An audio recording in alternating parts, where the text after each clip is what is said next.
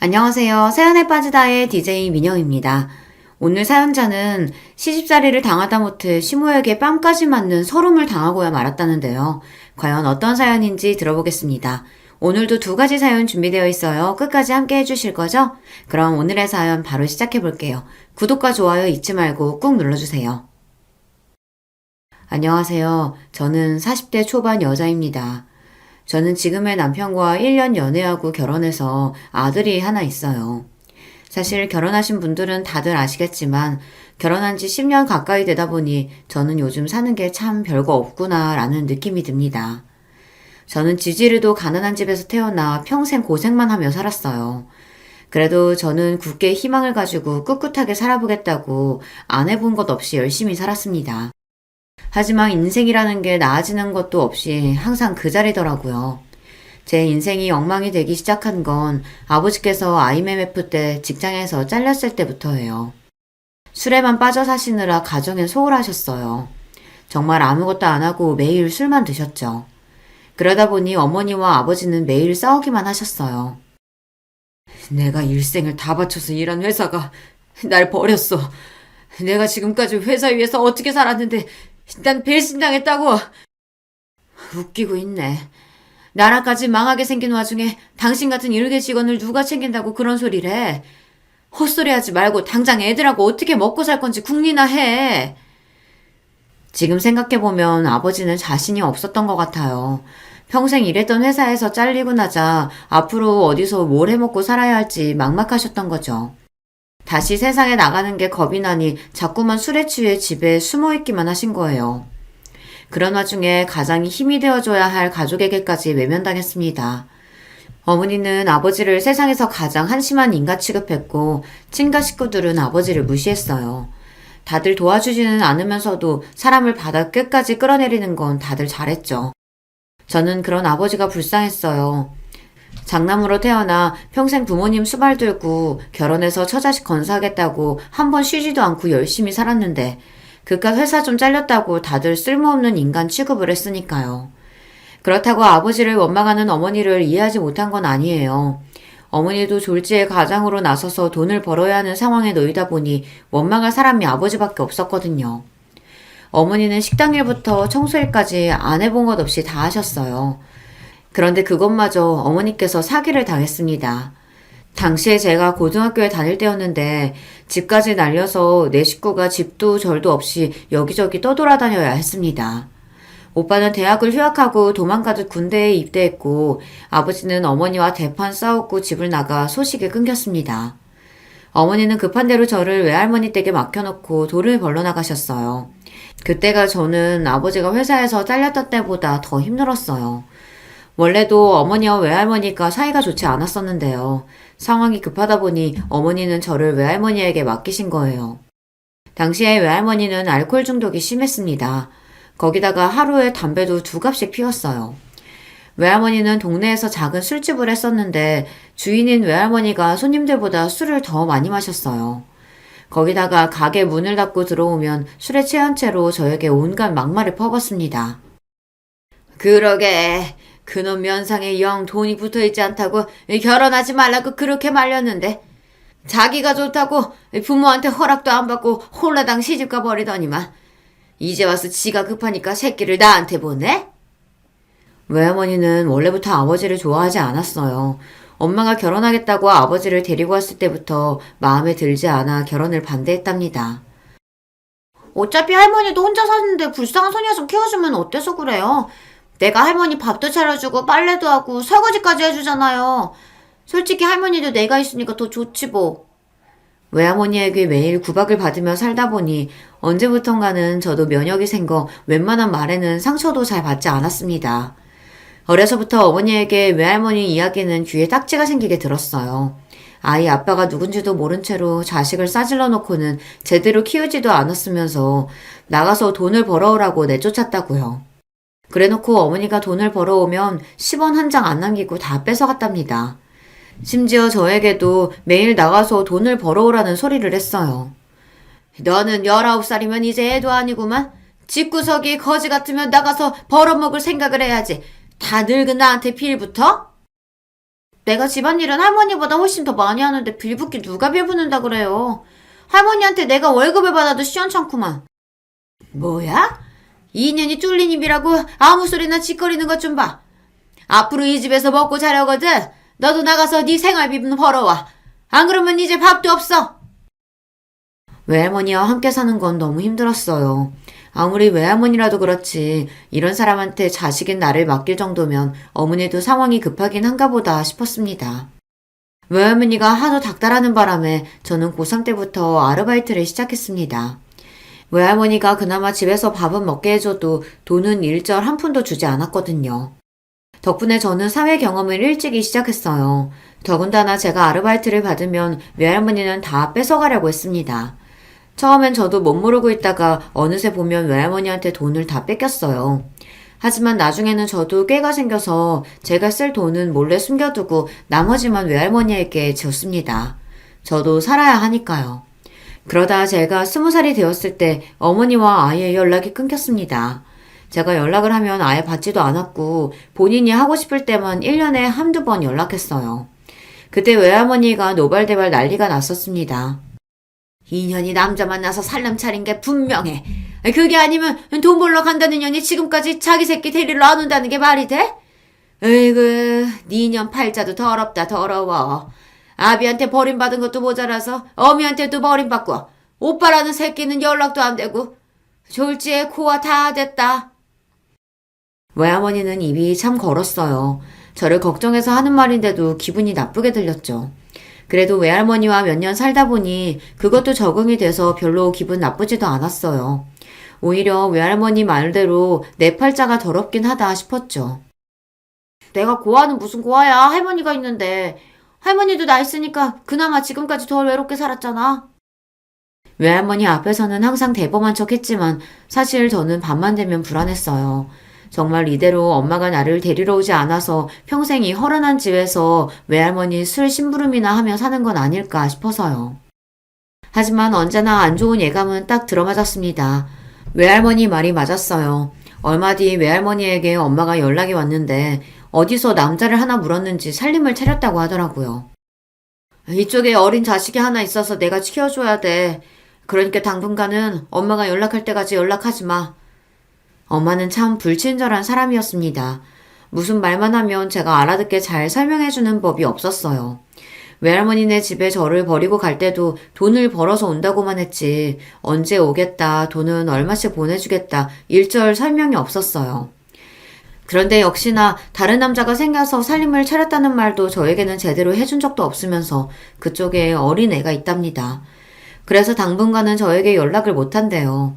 오빠랑 나 본인한테 자식이 둘이나 있으면서 자기 속으로 나온 자식은 신경도 안 쓰고 다른 사람 자식을 키워줘야 한다는 말을 저렇게 쉽게 할 수 있는지 이해가 안 됐습니다. 그 아저씨도 이상하다. 어떻게 엄마한테 어린 자식을 맡기지? 뭘 믿고? 뭐 이년아?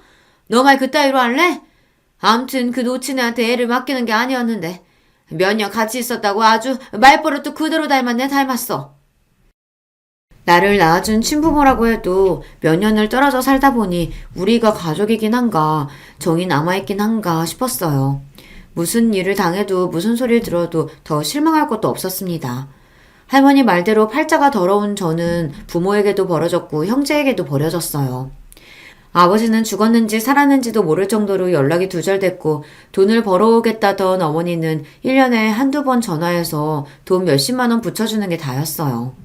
오빠는 군대에 아예 말뚝을 박아 여기저기 전국을 돌아다니며 군 복무를 하는 것 같더라고요. 그렇다 보니 저에게는 외할머니밖에 없었습니다. 저에게 욕을 하든 술주정을 하든 이제 저에게 남은 사람은 외할머니뿐이었어요.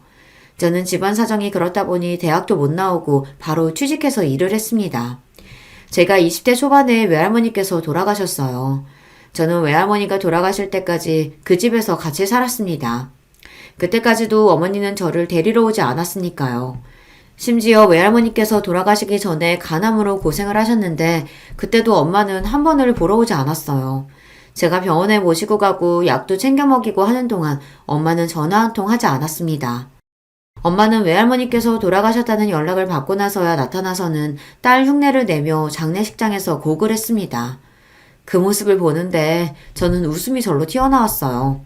부모 자식이라는 게 뭔가 싶어서요. 네 할머니 집 부동산에 내놨으니까 팔리면 바로 연락해. 혼자 다 가지고 튈 생각하지 말고. 제 어머니 집은 정말 대단한 사람이에요. 그래도 몇 년 동안 제가 외할머니의 유일한 가족이자 보호자였는데 저에게 상의 한마디 하지 않고 외할머니 집을 팔아버렸어요. 저는 더는 어머니라는 사람과 상종도 하고 싶지 않아 어머니가 외할머니의 집을 팔아 준 돈 1,000만 원을 가지고 나왔습니다. 그 길로 어머니와 인연을 끊었어요. 그 전에도 어머니를 만나지 않고 살았지만 그때는 내가 어머니가 보고 싶다고 해도 어머니가 저를 보러 오지 않은 거였어요. 하지만 이제는 달랐습니다. 제가 어머니를 보지 않고 살겠다고 결정한 거니까요. 그 이후 저는 저만 생각하며 살았습니다. 20살에 건설사 사무실 격리로 시작해 10년 가까이 한 직장에서 일했습니다. 회사 회식으로 갔던 나이트에서 남편을 만나 연애하고 결혼까지 하게 됐어요. 지금 생각하면 제가 어떻게 남편을 만나 연애도 하고 결혼한 건가 신기하긴 해요. 제가 20대 때 나이트를 그렇게 많이 다녔어도 괜찮은 남자를 만난 적이 없었는데 남편은 명문대를 나와 대기업을 다니고 있었어요. 처음엔 나이트에서 만났으니 거짓말인가 싶었는데 나중에 연락처를 주고받고 낮에 만났더니 진짜 명문대 출신의 대기업 다니는 게 맞더라고요. 저와 남편은 둘 다 콩깍지가 씌어 죽고 못 살다 만난 지 1년 만에 결혼했어요. 그래도 결혼할 때 제가 모아놓은 돈이 좀 있어서 시댁에 욕먹지 않을 정도로 준비해서 결혼을 했습니다. 시댁에 부모 없이 자란 애라는 티 내고 싶지 않아 부족한 거 없이 다 준비해서 결혼했거든요. 사실 제 팔자에 지지로 고생만 하다 평생 결혼도 못하고 살 줄 알았는데 그래도 30대 초반에 남편을 만나 결혼도 하고 자식까지 낳았습니다. 이 정도면 그래도 잘 버티고 살았다 싶은데 제 인생은 그렇게 호락호락하지가 않더라고요. 시댁이 또 보통이 아니에요. 시부모님이 지방에서 꽤 크게 공장을 운영하셔서 경제적으로는 어렵지 않았습니다. 그렇다고 재벌도 아니에요. 그런데 시어머니는 제가 남편보다 여러 면에서 부족하다고 생각하셨어요. 사실 남편과 제가 결혼하겠다고 했을 때부터 저를 탐탁지 않아 하셨어요. 특히나 시어머니께서는 대놓고 저를 싫어하셨습니다. 요즘 세상에 시골 총구석에서 커도 대학은 다들 무조건 가는데 서울에서 학교 다니고 컸다는 애가 어떻게 대학을 안 나올 수가 있어? 아무리 둘이 좋아서 하는 결혼이라도 부부가 서로 조건이 너무 기울면 나중에 참고 살기 힘들어. 이건 뭐 차이가 나도 적당히 나야지. 전문대를 나왔다고 해도 허락을 할까 말까인데 으이그 어떻게 고조를 데리고 왔어? 거기다가 결혼식 때 부모도 안 부른다니? 으유 나 원참 살다 살다 별꼴을 다 보겠다. 아버지와는 연락이 끊긴 지 오래고 어머니는 연을 끊고 산 지가 몇 년인데 굳이 결혼을 한다고 연락하고 싶지 않았습니다. 그래도 저는 오빠라도 있어서 다행이다 싶었는데 시부모님은 저의 그런 사정을 이해하실 리 없었어요. 어머니 아버지 우리가 사랑해서 하는 결혼인데 대학이니 집안이니 이런 게 다 뭐가 중요해요. 우리 둘이 알콩달콩 잘 살 거니까 걱정하지 마세요. 네 어머님 아버님 제가 많이 부족하지만 그만큼 남편 내조 잘하면서 열심히 채우면서 살게요. 그때까지는 보통의 시댁이면 충분히 할 수 있는 말이라고 생각했습니다. 사실 제가 생각해도 남편보다 제가 많이 부족한 사람이니 현실은 인정하고 그만큼 남편에게 잘하고 살면 나중에는 시부모님께서도 인정해 주실 거라 생각했어요. 사실 부모님과 일찍이 떨어져 가족의 사랑이라고는 느껴본 적이 없이 살다 보니 저는 시부모님에게 사랑받은 며느리가 되고 싶었어요. 이렇게 해서라도 단란한 가정의 품에서 안정감을 느끼고 싶었습니다. 그런데 제 팔자가 어디 그런가요? 전생에 나라를 팔아먹어도 몇 번을 팔아먹었는지 아무리 노력해도 시부모님의 마음을 얻을 수가 없었어요. 한 번은 이런 적이 있었습니다. 시아버지 조카 결혼식이 있어서 시부모님이랑 시누이가 서울에 올라왔어요. 결혼식이 금요일이라 우리 집에 금요일날 오셨다가 다 같이 결혼식에 참석하고 하루 주무시고 토요일날 내려가겠다고 하셨죠. 저는 시부모님 고생하시는 게 싫어서 금요일날 회사 반차를 내고 제가 직접 서울역으로 모시러 갔어요. 집이 서울역에서 좀 거리가 있어서 시누이랑 셋이 오시기 힘들 것 같아서요. 그런데 시부모님은 제가 하는 호의는 뭐든지 당연하다고 생각하셨고 더한 걸 바라기도 하셨어요. 저와 남편이 결혼식 올리고 신혼집에는 처음 오시는 거였는데 집을 보자마자 싫은 소리부터 하셨습니다. 아이고, 서울이라고 좋은 집만 있는 줄 알았더니만 여긴 왜 이렇게 낡고 오래됐냐? 어째 엘리베이터도 없어. 4층까지 언제 올라가? 전세라길래 집이 좀 큰가 보다 했더니만 이건 뭐 월세만도 못하다. 새언니는 20살부터 직장생활을 오래 했다면서 모아놓은 돈이 영 없었나 봐요. 무슨 이런 집을 구했어요? 남편은 회사에서 지원해준 원룸에서 살다가 결혼하면서 제가 살던 빌라로 들어왔어요. 전세이긴 해도 방도 2개 다 크고 거실도 넉넉합니다. 제 나이에 아무런 도움 없이 제 힘으로 서울에서 이 정도 살면 잘 사는 거라고 나름 씩씩하게 살아왔는데 시누이가 그런 식으로 말을 하니 기분이 확 상하더군요. 전세기는 해도 방도 넓고 거실도 커요. 신혼부부 둘이 살기는 딱 좋죠 뭐. 에이, 넓기는 뭐가 넓어요. 난 결혼할 남자가 아파트 안에 오면 절대 안 살 거예요. 아가씨는 아직 취직도 안 했으면서 시집갈 생각부터 하는 거예요? 어머, 얘가 너랑 같니? 우리 막내는 직업 같은 거 없어도 결혼하겠다는 남자들 줄을 서. 시누이는 저보다 고작 1살 어려요. 30대 중반이 다 됐는데 제대로 된 직장 생활도 해본 적 없고 집에서 놀고 있습니다. 그런 주제에 제 앞에서 잘난 척을 해대는 게 재수없어 한마디 했더니 시어머니가 바로 정색을 하시더군요. 그때였어요. 누가 시댁식구 아니랄까봐 시아버지까지 굳이 한마디 보태시더군요. 오늘 결혼하는 조카놈은 고작 중소기업 다니는데도 글쎄 처가에서 아파트를 해온단다. 에휴, 우리 아들놈은 명문대 나와서 남들은 꿈도 못 꾸는 대기업에 들어가는데도 이런 나이가 빠진 전세나 살고 있으니 나완 참 속상해서. 시아버지는 저를 쏘아보시며 혀까지 끌끌 차셨습니다. 순간 저는 스스로가 비참할 정도로 자존심이 상했어요. 사람을 앞에 두고 저런 소리까지 하실 줄은 몰랐거든요. 거기다가 시어머니는 집안을 여기저기 둘러보시면서 연신 잔소리를 하시더니 침대에 벌러덩 누우며 이내에 뜬금없는 소리를 하셨어요. 아이고, 집이라고 코딱지만 해서 앉을 데도 없네. 나 이제 무릎 아파서 더는 못 내려가니까 새아기 네가 나가서 돈 좀 찾아와라. 축의금하게 100만 원 후딱 찾아와. 저는 오시는 길에 축의금을 안 찾아서 저에게 찾아오라는 소리인 줄 알고 알겠다고 하고 기다렸습니다. 카드든 통장이든 뭐든 주실 것 같아서요. 그런데 가만히 서 있는 저를 보더니 시어머니가 갑자기 호통을 치셨어요. 어머 얘 좀 봐. 너 지금 나더러 축의금 내라고 기다리고 있는 거니? 네가 해온 것도 없이 맨몸으로 들어왔으면은 이런 거라도 네가 알아서 준비해야지. 에휴, 애가 눈치도 없고 센스도 없고. 그때까지도 저는 시어머니께서 무슨 소리를 하시는 건가 싶었어요. 며느리인 제가 시아버지 조카 결혼식에 가는 거야 그렇다 치지만 시부모님 축의금까지 왜 제가 내야 하는 건가 의아했거든요. 저희는 따로 축의금 준비했는데 어머님 아버님이랑 같이 해야 하는 건가요?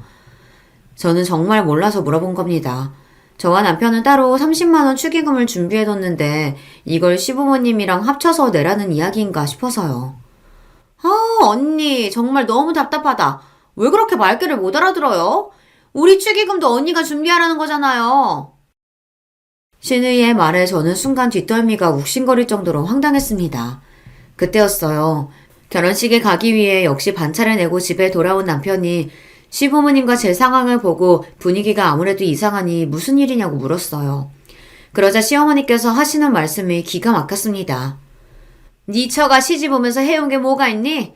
꼴랑 몸뚱이만 들고 들어왔는데 집에 이런 행사 있을 땐 자기가 알아서 우리 축의금까지 좀 낼 수 있는 거 아니야? 내가 나가서 100만 원 찾아오라고 했더니 저렇게 모르는 척 정색을 하고 있다. 시어머니는 저더러 본인들 축의금까지 내는 게 당연하다는 식으로 이야기했어요. 우리 오빠보다 훨씬 더 부족한 며느리 우리 엄마 아빠가 애써 참고 받아줬으면 돈으로라도 보상을 해야지. 세연이는 왜 그렇게 생각이 없어요? 저는 순간 너무 황당해서 어안이 다 벙벙했어요. 더군다나 더 기가 막혔던 건 남편의 태도였습니다. 축의금 준비 못했으면 말을 하시지. 그걸 왜 이 사람한테 그래요. 자기야, 나랑 같이 나가서 돈 찾아오자.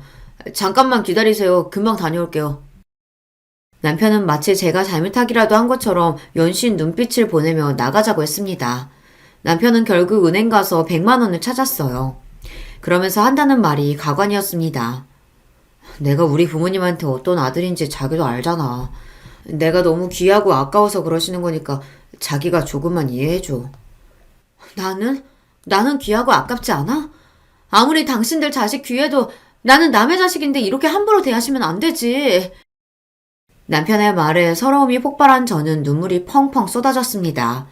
제가 대학을 못 나오고 부모가 없다시피 자란 게 제 잘못도 아닌데 이토록 무시를 당할 일인가 싶어서요. 우리 부모님 유난한 거 알잖아. 당신이 하나하나 다 서운하고 섭섭하기 시작하면 우리 부모님 상대하기 힘들어. 멀리 사셔서 자주 보는 것도 아닌데 당신이 좀 참아야지 어쩌겠어. 남편은 연세 드신 시부모님은 절대 변하실 분들이 아니니 저에게 참아야 한다고 했습니다. 그게 가정의 평화를 지키는 일이라고 했어요. 처음엔 저도 시부모님과 시누이를 상대하는 게 너무 힘들었어요. 제가 아무리 잘하려고 해도 시댁 식구들의 마음에는 제가 남편보다 많이 모자라고 부족한 애라는 전제가 깔려 있으니 저를 좋게 봐주실 생각이 없었죠. 남편 말대로 멀리 살아 다행이지 가까이 살면서 자주 만났다라면 저는 아마 견디지 못하고 남편과 헤어졌을 거예요. 그나마 1년 중 명절이나 집안 행사가 있을 때만 보니 그날만큼은 내가 보살이다 생각하고 꾹꾹 참는 수밖에 없었죠. 그런 와중에도 시부모님은 저를 괴롭히지 못해서 안달이었습니다. 시댁에 큰일이 있을 때마다 너무도 당연하게 제가 돈을 내야 한다고 생각하셨죠. 너는 애가 뉴스도 안 보냐? 시부모님 사는 동네에 비가 쏟아졌다는데 어떻게 며느리라는 애가 전화 한 통을 안 해? 아버님 죄송해요. 준우가 요즘 낮밤이 바뀌어서 통 뉴스 볼 시간이 없었어요. 비 많이 와서 피해가 있으셨던 거예요?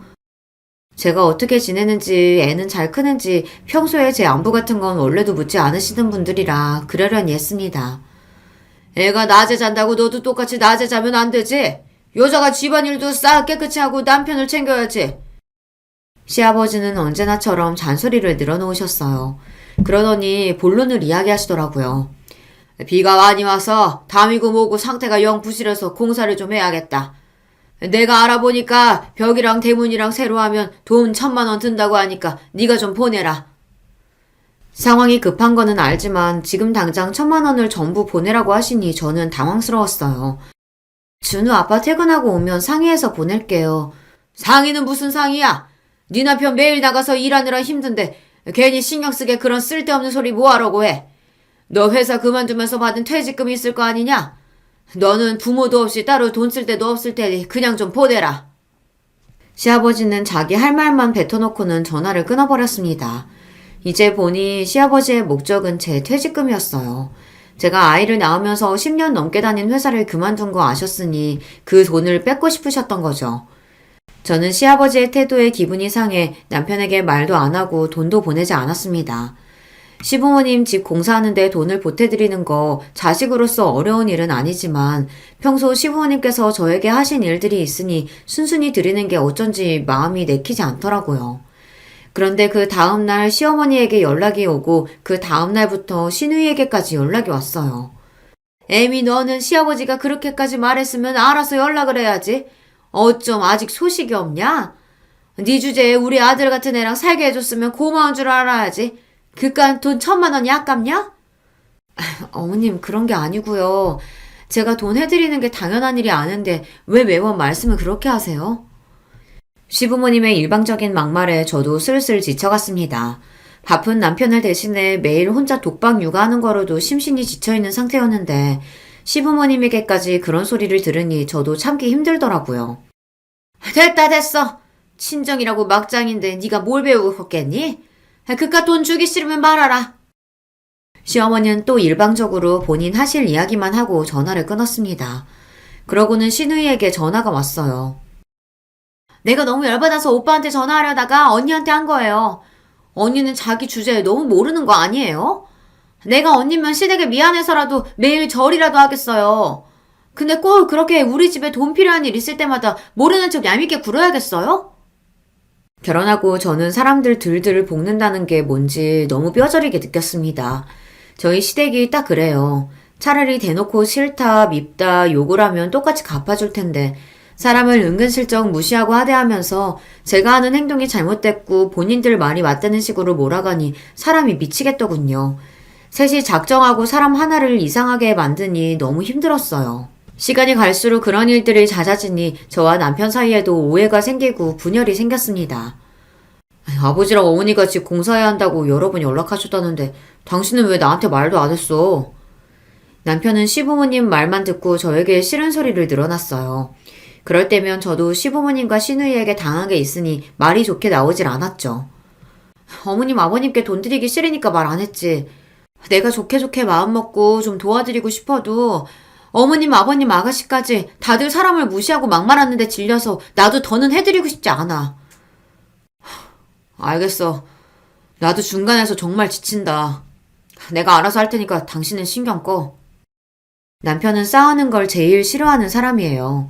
그러다 보니 제가 시댁 식구들과 문제가 생기면 언제나 대충 넘어가자는 식이었습니다. 신혼 때랑 똑같아요. 시부모님이 저에게 잘못했어도 며느리인 제가 참아야 한다고 생각했어요. 거기서 내가 더 나아가 화를 내면 남편은 듣기 싫다는 듯 자리를 피했죠. 그렇게 몇 년을 참고 살았습니다. 남편도 항상 시댁 이야기가 나오면 예민하고 화를 내는 저를 참아줬다고 생각하겠지만 저는 매일 대놓고 저를 무시하는 시댁 식구들 사이에서 버티며 견뎌야 했어요. 그러던 어느 날이었습니다. 시누이가 결혼한다고 날짜를 잡았더라고요. 성격도 지랄맞고 인성도 바닥이라 시집은 절대 못 갈 줄 알았는데 그래도 어디서 눈먼 놈 하나 잡았는지 결혼을 하기는 한다더군요. 저와 시누이 사이가 별로라고 해도 남편에게는 하나밖에 없는 동생이니 결혼식 때 뭘 해주면 좋을까 고민하다가 이것저것 고민해봐도 돈이 제일 나을 것 같아 현금으로 300만 원을 주기로 했습니다. 저와 남편 형편에는 최대한 많이 생각한 금액이었어요. 그런데 저는 시어머니에게 생각지도 못한 일을 당하고야 말았습니다. 시댁에 일이 있어서 내려갔다가 남편과 시어머니와 함께 저녁 식사를 했어요. 그 자리에서 시누이 결혼식 이야기가 나와 저희는 축의금으로 300만 원을 하겠다고 했더니 순식간에 분위기가 이상해졌습니다. 300만 원이라는 금액이 시어머니께서 생각하시기엔 적다고 생각하셨는지 인상을 확 구기시더라고요. 제가 시어머니의 평소 성격을 몰랐다면 그냥 넘겼을 텐데 아무래도 돈 문제에 있어서 예민하신 분이라는 걸 누구보다 잘 알다 보니 설명이 필요할 것 같았어요. 그래서 저와 남편 상황을 말씀드리려고 했습니다. 그런데 그때 제가 말할 새도 없이 시어머니께서 갑자기 자리에서 벌떡 일어나시더니 제게로 다가왔어요. 그리고는 제 뺨을 세게 갈겼습니다. 저는 시어머니의 행동에 놀라서 말문이 턱하고 막혔어요. 옆에 있던 남편도 놀라서 시어머니에게 달려갔습니다. 엄마 미쳤어? 지금 뭐 하는 거야? 내가 내 아들을 아는데 애가 하나뿐인 동생 시집 가는데 절대 300만 원 할 애가 아니다. 네가 신이 돈 주기 싫어서 순지는 우리 아들 꼬셔서 300만 원 하자고 한 거지? 그치? 저는 순간 꿈을 꾸는 줄 알았습니다. 그렇지 않고서야 어떻게 시어머니라는 사람이 며느리 뺨을 때릴 수 있겠어요. 제가 남편과 결혼해 사는 동안 시어머니에게 별의별 소리 다 듣고 살았지만 살다 뺨까지 맞게 될 줄은 정말 상상도 못했습니다. 시어머니는 우리 집 사정도 잘 알지 못하며 300만 원이 적다고 생각했나 봐요. 그 순간 알겠더군요. 제가 가지지 못했던 안정적인 가족이란 평생 노력해도 갖지 못하겠구나. 내 팔자가 원래 이 모양인 거구나 싶었어요. 그렇게 정신을 차리고 보니 더는 이대로는 살 수 없겠다는 결론에 이르더군요. 저는 곧바로 남편에게 다가갔습니다. 그러고는 남편에게 이혼하자고 선언했어요. 나 이런 취급까지 받으면서 더는 당신 아내로 못 살겠어. 우리 이혼해. 제 입에서 이혼이라는 단어가 나오자 시어머니가 기가 차다는 듯 콧방귀를 뀌었어요. 그러더니 한다는 말이 가관이었습니다. 어이씨구, 네 주제에 나한테 뺨 좀 맞았다고 감히 내 아들한테 이혼 소리를 먼저 해? 네가 아주 정신이 나갔구나. 시어머니는 뻔뻔해도 너무 뻔뻔했습니다. 며느리 뺨을 때리고도 미안한 줄을 몰랐어요. 정신 나간 건 어머님이죠. 어떤 미친 시어머니가 며느리 뺨을 때려요. 지금까지 어머님이 저에게 무슨 짓을 해도 우리 아들 생각해서 꾹 참고 살았어요. 그런데 더는 안 되겠어요. 난 무슨 일이 있어도 이혼할 거니까 그런 줄 알아. 저는 남편에게 이혼을 선언하고 식당 문을 박차고 나올 생각이었습니다. 제 마음은 어느 때보다 진심이었으니까요. 남편과 사는 10년 동안 별의별 일이 다 있었지만 저는 아들 하나만 바라보며 꾹 참고 살았어요. 제가 어릴 때부터 부모 없이 자라다 보니 제 아들만은 저와는 다르게 살길 바랬거든요. 경제적으로 부유하지 않아도 화목한 부모 아래서 안정적으로 살기만을 바랬는데 그게 이렇게 힘들 줄은 몰랐습니다. 아무리 그래도 이건 아닙니다.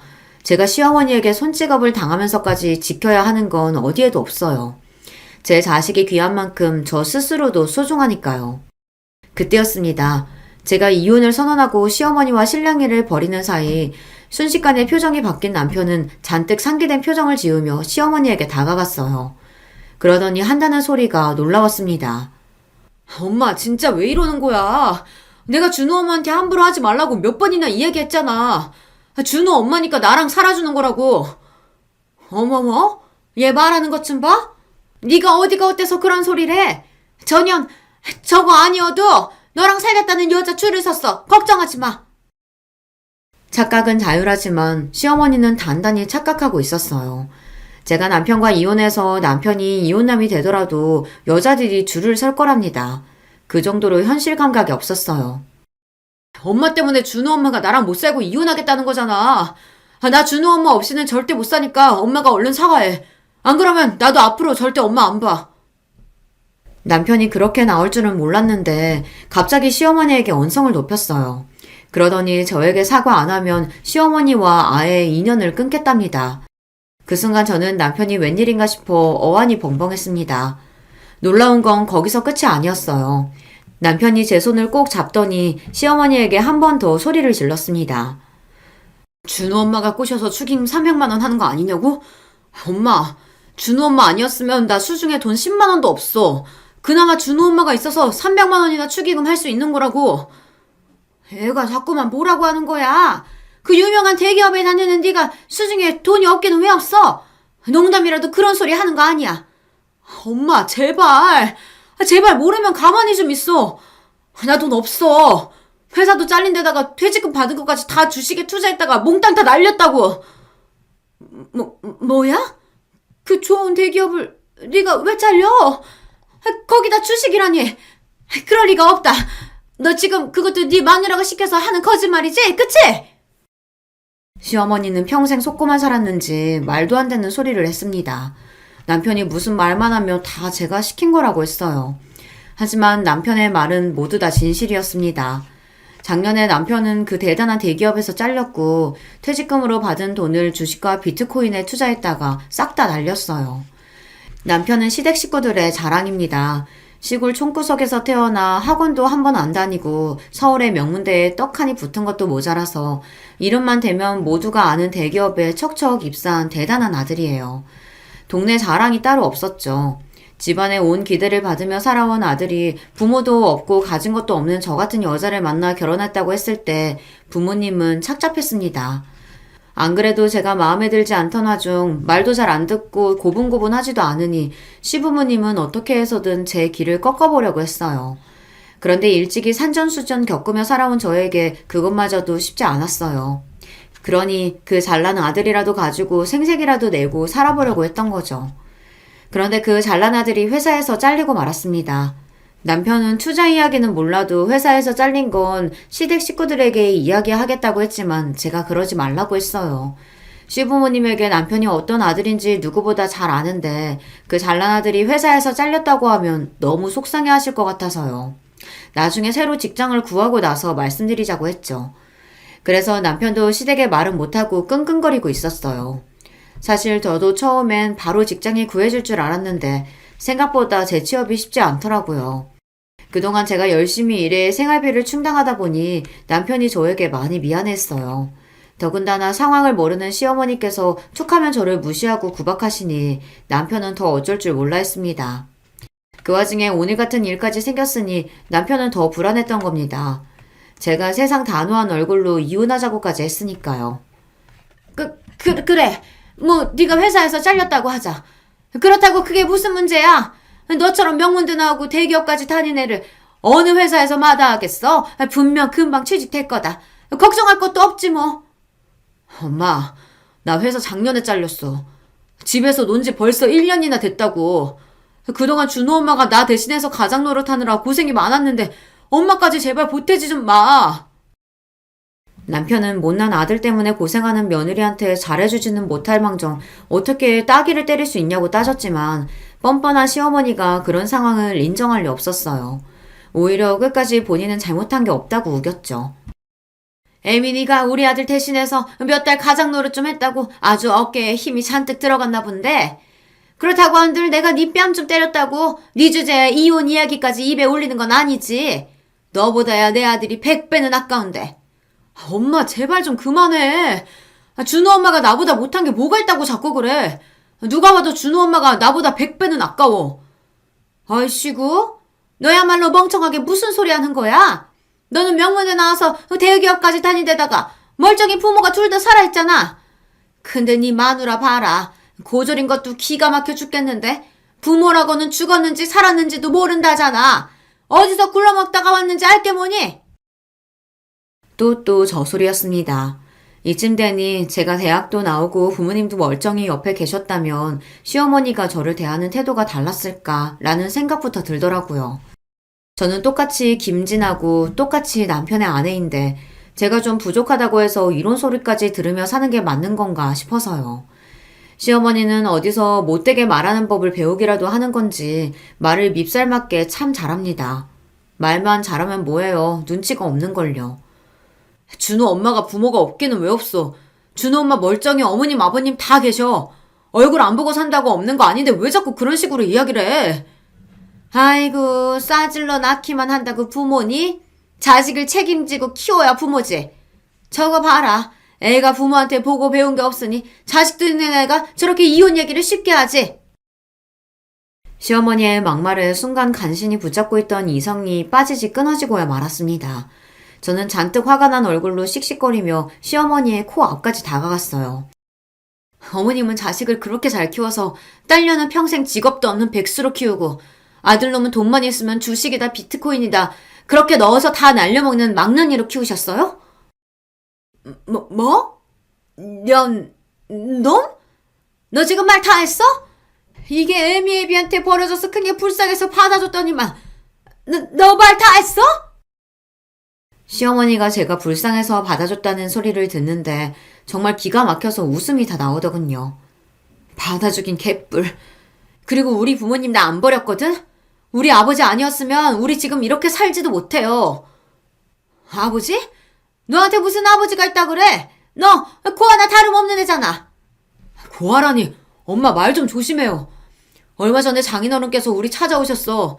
그동안 연락 못해서 미안하다고. 준호 엄마랑 연락 못하고 지낸 세월 동안 장인어른이 안 해본 거 없이 고생하시다 자수성가하셔서 글쎄 서울에 건물이 2개나 있대. 이번에 나 회사 잘리고 돈도 다 날려서 전세금 올려줄 돈도 없었는데 장인어른이 바로 주셨다니까? 뭐야? 건물이 2개? 너 그게 사실이야? 정말 너희 장인이 나타났냐고? 남편의 말은 다 사실입니다. 얼마 전 아버지가 제 앞에 나타나셨어요. 저 자식을 버리고 집을 나가버렸던 아버지는 한시도 저와 오빠를 잊은 적이 없답니다. 몰래서라도 돈을 벌어 저희 앞에 나타나겠다고 다짐하셨대요. 그게 20년 가까이 걸리신 거예요. 20년이라는 긴 기간 동안 아버지는 하루도 쉬지 않고 열심히 일했답니다. 공사장, 인테리어 현장, 몸으로 하는 일이란 일은 다 하면서 기술을 배웠대요. 그러다 잘 알게 된 부동산 투자회사 대표와 동업을 해서 성공을 이뤘대요. 그 덕분에 서울 한복판에 건물을 2개나 올렸답니다. 그제야 저와 오빠 앞에 나타날 명분이 생겼다고 생각한 아버지는 수소문을 해서 저와 오빠를 찾아내셨어요. 그래서 얼마 전에 오빠와 남편 그리고 저와 함께 아버지는 오랜만에 만나 회포를 풀었습니다. 당시에 남편이 취직도 안 되고 돈도 다 널려서 형편이 좋지 않을 때였는데 주인이 전세금까지 올려달라고 해서 답답하던 차였어요. 은행에 대출을 알아보러 한창 다닐 때라 아버지와 식사 자리에서도 은행에서 걸려온 전화를 받았었는데요. 제 상황을 알게 된 아버지께서 대출받을 필요 없다고 그 자리에서 바로 돈을 보내주겠다고 하시더라고요. 저는 괜찮다고 제가 알아서 하겠다고 여러 번 이야기했지만 아버지는 더 완강하게 이야기하셨어요. 내가 평생 너희한테 아버지 노릇 못하고 살았는데 이렇게라도 갚을 수 있으니 얼마나 다행이니. 그리고 내가 왜 그동안 그렇게 힘들게 벌어서 건물부터 샀는데 다 지금까지 고생만 하고 산 너희한테 물려주려고 그런 거다. 앞으로는 돈 걱정하지 말고 살아. 이 아버지가 다 알아서 해줄게. 사람이라는 게 참 간사해요. 아버지가 제 앞에 나타나기 전까지는 항상 부모님을 원망하면서 살았는데 시부모님께 구박을 당할 때마다 내가 멀쩡한 부모가 있었다면 이런 취급은 안 받고 살았을 텐데 싶어서 항상 미워하고 원망했습니다. 그런데 몇십 년 만에 나타난 아버지가 번듯하게 사는 모습을 보여주며 앞으로 돈 걱정은 하지 말라고 하시니 어쩐지 마음이 든든하고 한시름 났다라는 느낌마저 들더라고요. 그런 집안 사정을 시어머니에게 이런 식으로 말하려고 했던 건 아니지만 시어머니가 자꾸만 선을 넘으며 몰상식하게 구시니 저도 참을 수가 없었습니다. 그런데 간사하게는 시어머니도 마찬가지였어요. 바로 조금 전까지만 해도 제 주제가 어떻고 하시면서 뺨까지 내리치신 분이 제 아버지 이야기를 듣더니만 순식간에 180도 달라지더라고요. 그런 사정이 있었으면 나한테 말을 하지 그랬어. 우리가 뭐 남인가? 아버지가 건물이 2개나 있으시면 나중에 아들하고 딸한테 하나씩 물려주시겠네. 그치? 사람이 어쩜 저렇게 염치가 없을 수가 있죠. 다른 걸 다 떠나서 사람이 양심이라는 게 있으면 제 앞에서 어떻게 아버지 건물 이야기를 하실 수 있을까 싶었습니다. 애미, 너 아까 이혼 이야기 꺼낸 건 괜히 나랑 네 남편 겁주려고 해본 말이지? 그치? 너희가 왜 이혼을 하니? 우리 준우 생각도 해야지. 시어머니는 정신이 나간 게 분명합니다. 만약 시어머니가 정말로 우리 준우를 생각했다면 그동안 저에게 그렇게 하시면 안 됐어요. 저는 시어머니와 단 1분 1초도 얼굴을 마주보고 싶지 않았습니다. 아니요, 어머니, 진심이에요. 어머님이 제 시어머니인 이상 더는 준우 아빠랑 못 살아요. 제가 뭐가 부족하다고 직업도 없고 돈도 없는 저런 남자랑 살아요. 저 이혼할 거예요. 저는 단호하게 이야기했습니다. 남편과 헤어질 거라고요. 사실 남편이 직장 생활에 불만을 가지고 투덜거리다가 잘리게 됐을 때도 주식과 코인으로 돈을 날렸을 때도 저는 이혼 생각은 해본 적이 없어요. 저희 부모님은 매일 돈 때문에 싸우는 모습을 자식에게 보여주다가 결국은 헤어지셨기 때문에 그게 자식에게 얼마나 아픈 상처인지 알아요. 그렇다 보니 저는 자식에게 저와 똑같은 상처는 주고 싶지 않았습니다. 가족이란 서로에게 힘든 일이 생겼을 때 돕고 의지할 수 있는 존재여야 한다고 생각했으니까요. 그래서 저는 남편에게 힘든 일이 생겼을 때 제가 돕고 의지가 되어주면 된다고 생각했어요. 그렇게 버티고 살다 보면 분명히 좋은 날이 올 거라고 기대했거든요. 그런데 제 기대는 산산이 부서졌습니다. 제가 지난 10년 동안 참고 버티며 살아온 결과가 어머님의 손찌검이었으니까요. 그런데 그 순간 남편이 말도 안 되는 행동을 했어요. 갑자기 제 앞에 무릎을 꿇고 앉았습니다. 여보, 준호 엄마, 제발 그러지 마. 나 당신 없으면 못 살아. 나 결심했어. 나 엄마 버리고 당신한테 갈게. 제발 나 좀 받아줘. 남편의 행동에 저는 기가 막혀 한숨이 절로 튀어나왔습니다. 남편에게 일어나라고 해도 남편은 안 일어나겠다고 우겼어요. 본인 부모와 지금 당장 연을 끊을 테니 이혼만은 하지 말아달라고요. 그 순간 더 충격적인 일이 일어났습니다. 남편의 행동에 기가 막히다는 듯 남편을 쏘아보던 시어머니가 갑자기 누나를 굴리더군요. 그러더니 남편 옆으로 다가간 시어머니가 본인도 무릎을 꿇었어요. 아이고 애미야, 내가 잘못했다. 내가 못 배우고 무식해서 너한테 절대 하면 안 되는 행동을 했어. 네가 너무 딸 같고 편하니까 그런 거지. 설마 내가 진심으로 무시해서 그랬겠어? 가족끼리는 원래 다 그러면서 친해지는 거야. 너 그럼 네가 좀 이해해줘. 순간 조금 전 먹은 음식을 다 토해낼 뻔했습니다. 생각지도 못했던 시어머니의 태도에 소름이 돋아 정말 속이 다 메스꺼렸어요. 바로 10분 전까지만 해도 사람을 개무시하고 제 뺨까지 때렸던 사람이 어떻게 저렇게 바뀔 수가 있죠. 저런 모습을 보고 나니 저는 더 화가 치밀었습니다. 저는 그 자리에 도저히 있을 수가 없어 아무 말도 하지 않은 채 식당을 나와버렸어요. 그러고는 바로 집으로 돌아왔습니다. 그 이후 어떻게 됐냐고요? 저는 아직도 이혼 소송 중입니다. 저는 집에 돌아오자마자 남편에게 이혼 소장을 보냈어요. 남편도 남편이지만 시어머니의 소름 돋는 행동 앞에서 다시는 시어머니의 얼굴을 보고 싶지 않았거든요. 반년 넘게 소송을 하면서 사실 저는 많이 지쳤어요. 저는 남편에게 이혼 소정을 보내자마자 아버지에게 연락해 아들과 함께 아버지 집으로 들어갔습니다. 아버지는 제 상황을 들으시더니 본인이 오히려 더 미안해 하셨어요. 내가 그렇게 엉망으로 살지만 않았으면 너한테 이런 일은 없었을 텐데. 이 아버지가 못나서 미안하다. 아버지에게 그런 이야기를 드리려고 한 건 아니었는데 본의 아니게 아버지를 속상하게 만들고 말았습니다. 그래도 아버지는 제가 이혼하겠다고 하면 응원해 주시겠다고 했습니다. 이혼하고 아버지와 함께 살면 되니 걱정하지 말라면서요. 저는 그런 아버지가 든든했습니다. 지금까지 살면서 부모든 남편이든 누구에게도 의지하며 살아와 본 적이 없었는데 이제라도 저에게도 비빌 언덕이 하나쯤은 생긴 것 같아 마음이 놓이더라고요. 하지만 남편은 아직도 이혼 생각이 없답니다. 소송 중 내내 이혼에 합의할 생각이 없다면서 저와 아들을 되찾고 싶어해요. 여보, 나 취직했어. 대기업은 아니지만 그래도 경력적으로 들어간 거라 이제 당신이랑 우리 준우 내가 보살필 수 있다니까? 앞으로는 부모님이랑도 연 끊고 당신 말만 들으면서 살 거니까 제발 돌아와줘. 법원에서 만나기만 하면 남편은 저에게 절절히 고백을 합니다.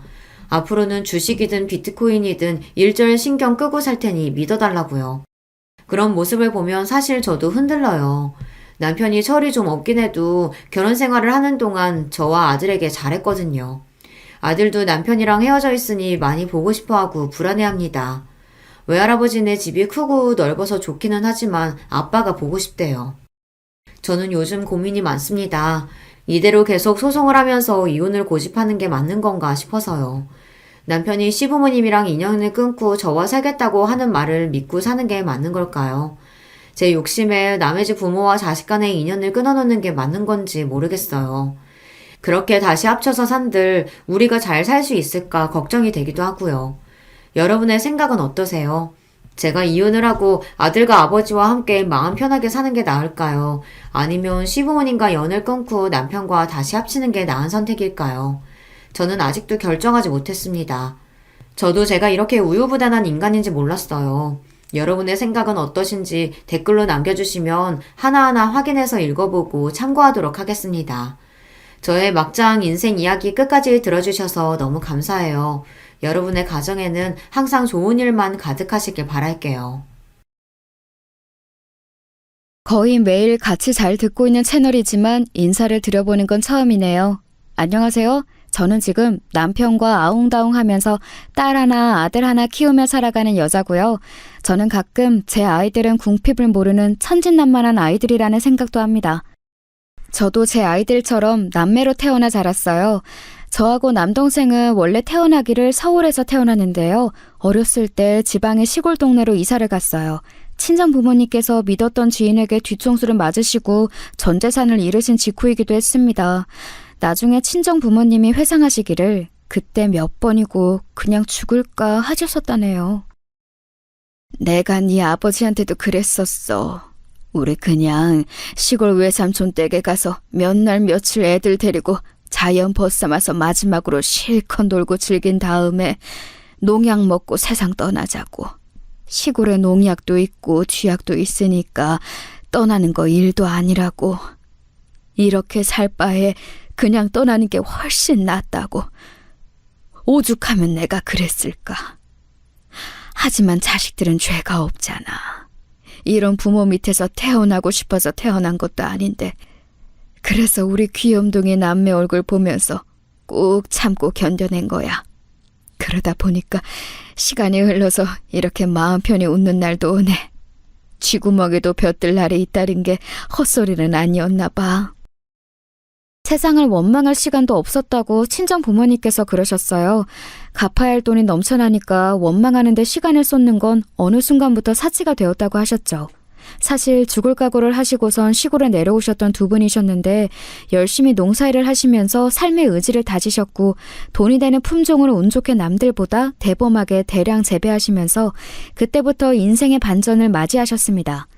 친정엄마의 외삼촌 되시는 분께서는 그 시골 동네에서만 평생을 사신 분이셨는데 일찍 사별을 겪으신 이후로 재혼을 하지 않으셨고 자식도 없으셨죠. 돌아가시기 전에 친정엄마께 재산을 물려주겠다는 뜻을 밝히셨습니다. 갖고 계셨던 농사 짓는 땅 조금이라고 모두가 생각했었어요. 그런데 알고 보니까 옆 지역에 따로 땅을 가지고 계셨던 거예요. 말씀을 안 하셔서 아무도 그때까지 몰랐습니다.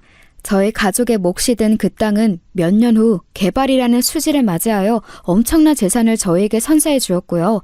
이게 대체 어떻게 된 일인가 싶어서 저희 가족은 어리둥절했었네요. 항상 시골 밥상을 차려 먹었던 저희 가족이었는데 엄청난 거금이 들어온 이후로 처음 족발을 사왔습니다. 그때 소주 한 병을 다 비우신 친정엄마께서 눈물과 함께 고백하셨던 거예요. 사실 옛날에 죽으려고 했다고요. 이 시골 동네에 죽으러 내려올 생각이었다고 말입니다. 저는 애써 담담하게 들었으나 옆에서 친정아버지는 미안하다며 우셨고 제 남동생도 울었습니다. 제가 울지 못한 건 지난 세월 꿋꿋하게 지켜온 장녀의 위치 때문이었던 것 같아요. 남다른 책임감이 요구되었거든요. 친정부모님은 쉴 새 없이 일을 하셨고 그에 따라 집안일을 도맡아 하고 남동생을 챙기며 돌보는 건 제 몫이 되었습니다. 남동생이 엇나가면 그건 제 책임이라 생각했기에 늘 애쓰며 살았던 것 같아요. 저는 심지어 남동생이 학교에 선생님과 면담하러 부모님 대신에 제가 간 적도 있었습니다. 그 정도로 친정 부모님께서는 농사일에 매진을 하고 계셨어요. 땅이 생기고 어마어마한 수지를 맞을 거라는 미래를 아셨어도 그리 열심히 하셨을까. 저는 이렇게 호기심을 품은 적이 있었는데 지금은 확신합니다. 친정 부모님께서는 그런 미래를 아셨더라도 그 자결하는 태양 아래에서 땀을 흘려가며 매일같이 일을 하셨을 거라고요. 빚은 진작에 다 갚은 지 오래였고 저희 집은 품종을 고르는 것에 큰 운이 따라줘서 부자가 되었고 생각지도 못하게 생긴 땅이 수지를 맞는 바람에 더 큰 부자가 되었지만 친정 부모님께서는 겉으로는 결코 그러지 않으신 것처럼 구셨습니다. 저희 남매는 그런 친정 부모님을 이해했어요. 절친했던 지인에게 배신을 당하시고 수중에 돈이라는 걸 다 잃어보셨고 빚까지 생겨서 삶의 벼랑 끝에 내몰려 본 분들이셨기 때문에 남다르실 수밖에 없었던 것이죠. 또한 친정 부모님께서는 땀을 흘려서 돈을 버는 노동의 가치를 무척 숭고하게 여기시는 분들이었습니다. 저는 남동생의 학업까지 열심히 챙기는 와중에 운이 좋게도 성적을 잘 받아서 좋은 대학에 진학했습니다. 생각해보니까 제가 규칙적으로 바쁘게 지내서 가능했던 일 같아요. 밥 차리고 청소 빨래 다 하고 남동생이 혹시 학교에서 사고라도 치지 않았나 매일 점검하고 확인하고 모르는 수학 문제가 있다고 하면 제가 머리 싸매서 그거 알려주고 남동생을 공부에 흥미가 없는 아이였기 때문에 제가 그 흥미를 붙여주려고 애를 많이 썼었어요. 그러다 보니까 하도 규칙적인 생활에 갇혀서 저도 제 공부할 시간에는 정확히 공부를 했고 서울의 좋은 대학까지 진학을 했죠. 저를 보면서 남동생이 의욕을 불태우길 바란 것도 있었기에 너무 기뻤습니다. 남동생이 자기도 해내겠다면서 그때부터 자습하는 습관을 들였거든요. 제가 서울로 가게 되었을 때 친정 부모님께서는 아주 의외의 말씀을 해주셨어요. 저보고 앞으로 계속 서울에서 살라고 하셨습니다. 존재 자체로도 고맙고 든든하고 힘이 되고 또 미안한 우리 딸아. 내가 아주 가장 역할을 못하는 가장이어서 너무나도 면목이 없었던 순간들이 많구나. 네가 고생이 많았다. 우리 가족 가장 힘들었을 때 그 어렸던 네가 동생까지 챙기면서 묵묵하게 견뎌준 것만으로도 눈물이 났는데 어느새 성인이 되었구나.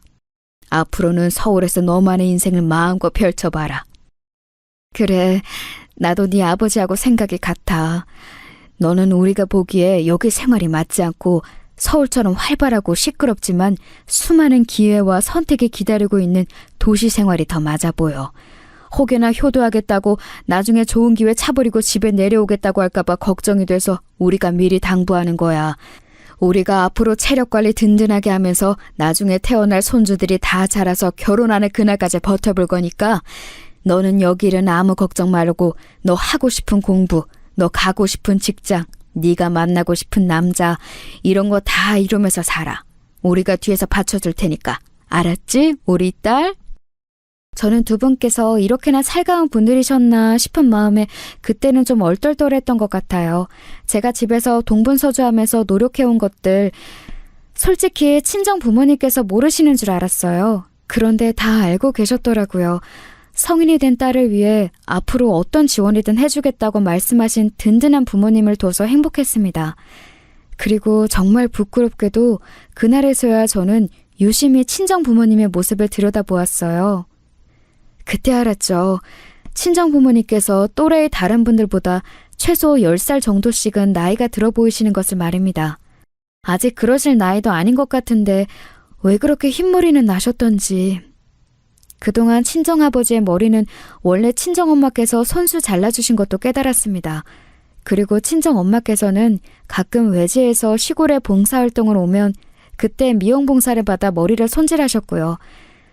아무리 시골이라지만 유행과는 한참 먼 두 분의 옷들도 그렇고 친정 부모님께서는 지난 세월 조금의 사치도 하지 않으셨죠.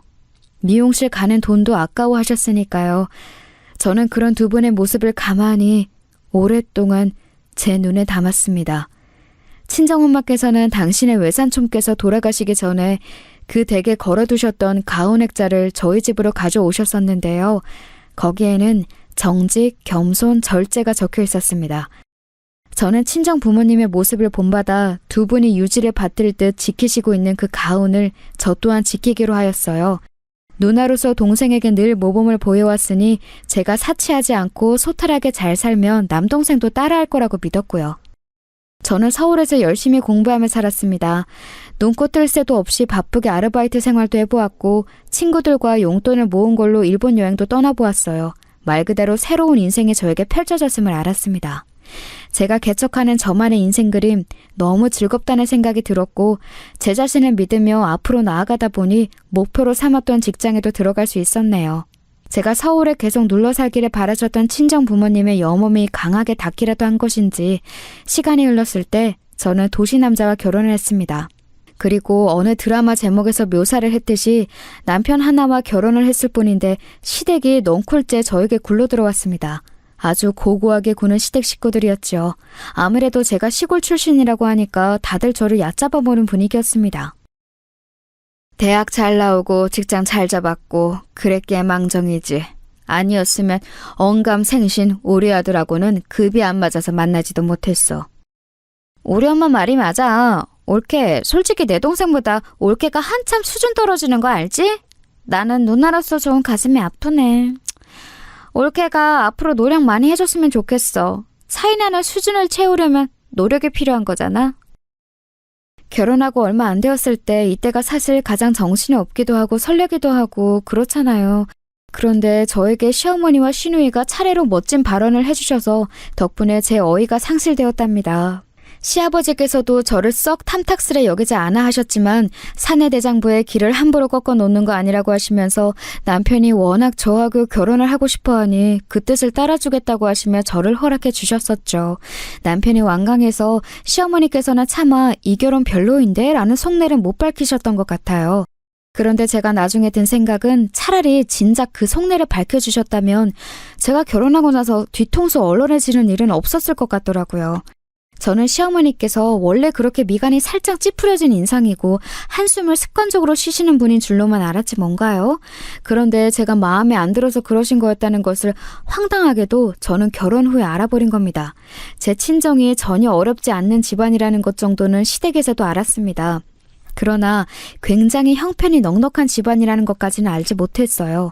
결혼 과정이 얼렁뚱땅 흘러버리는 바람에 제가 굳이 공개할 이유를 찾지 못했고 제가 일구어낸 저의 결과물인 재산이 아니니까 자랑스레 떠드는 것은 말도 안 된다고 생각했기도 했었어요. 제가 저희 부모님의 자식이라서 생각하는 게 비슷했나 봐요. 안 떠벌리고 조용조용히 있었네요. 비상금은 없는 돈이라고 생각해야 편하다는 말처럼 저는 친정의 그 재산, 저와 크게 상관없는 것이라고만 여겼습니다. 그거 없이도 결혼하는데 아무 지장 없었고요. 남편하고 둘이 취향 같은 게 서로 잘 맞아서 아기자기한 신축 빌라에서 반전세 2년 계약으로 우선 결혼 생활을 시작하는 것도 의견이 일치했고 간단한 살림만 우선 놓고 살자는 것도 손발이 척척 맞았습니다. 여러분 혹시 피규어가 뭔지 아시나요? 모르시는 분은 인터넷까지 갈 것 없이 유튜브에 검색만 해보셔도 뭔지 바로 아실 거예요. 남편의 유일한 취미는 피규어 수집이었습니다. 그 작디 작은 게 어찌나 비싸던지 남편은 작지만 사치스러운 취미 그것 하나만 충족되면 다른 것은 허접해도 상관없다고 여기는 남자였어요. 그래서 저와 아기자기한 시작을 할 수 있었던 것 같아요. 남편의 누나의 시누이는 그런 저희 부부를 약간 비웃었습니다. 아휴, 내가 대학생 때 친구하고 자취했던 집이 딱 그 수준이었는데 두 사람 너무 동네 위치만 따진 거 아니야? 집이 멋지지가 않잖아. 사람들 데려와서 구경도 시켜주고 자랑도 하고 좀 그래야 재미가 있는 건데. 신혼집이 너무 격떨어져서 웃기기도 하고 안타깝기도 하고. 나는 아무튼 좀 그래. 객관적으로 그 신혼집 절대로 격떨어지지 않았어요. 끝내주는 위치 최상급인 건물의 상태, 주변의 시설들도 아주 좋았고요. 그러니까 신우이는 그냥 저희 부부를 비꾸면서 내가 더 잘났다고 자랑질을 하고 싶은 것에 지나지 않았죠. 나이 들어서 유치한 싸움을 하지 않게 됐지만 잘할 때는 자기 누나와 치고받고 싸운 적까지 있다는 것을 고백한 남편은 신우이의 비꼬는 인사에 무시로 나가겠다고 하였고, 신혼부부의 금수를 자랑하기 위해서 저 역시 남편과 똑같이 커플로 행동하기로 했어요. 신우이가 너희 부부보다 우리 부부가 더 잘 산다고 오스대는 것에 계속 무시로 일관했습니다. 그랬더니 슬슬 약이 올라하더라고요. 시어머니께서 딸보다는 아들을 기본적으로 아끼시는 분인지라 그런 분께 자기 동생 욕은 못하겠으니 제 욕을 해댔습니다. 가뜩이나 저를 마음에 안 들하고 계셨던 시어머니께서는 옳다구나 판버려보자 하시면서 그때부터 가열차게 저를 눈엣 가시로 여기셨습니다. 저만 아니었으면 당신의 아들이 강남에 친정을 둔 여자와 결혼해서 폼나게 살았을지도 모른다고 여기시는 듯 했어요. 아휴, 어디 경기도 시골도 아니고 경상도에서도 깡시골인 동네가 웬 말이니? 우리 집은 시골과 연을 두는 건 반길 일이 없는 집이야. 농작물이고 뭐고 죄다 마트에서 사다 먹는데 무슨 콩고물 떨어지는 걸 기대하겠어? 지저분하게 시골 농작물이라도 받을 생각을 하니까 소름이 돋으려고 하네. 아휴, 마트에서 사다 먹는 게 깔끔하고 좋아.